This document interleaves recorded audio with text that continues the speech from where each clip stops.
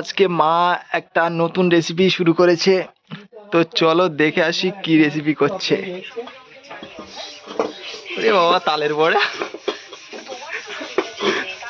তালের বড়া হচ্ছে, আমের বড়া। এগুলো আম? এখন তাল পাওয়া যায়, এখন আমের সিজন। ও, এখন তো তাল পাওয়া যায় না, এখন আমের সিজন, তো আমের বড়া হচ্ছে দেখতে পাচ্ছ। আর ওদিকে বাবা এখন থালা বাসন মাজছে। মা বাবাকে দিয়ে কত কাজ করাই দেখো বন্ধুরা।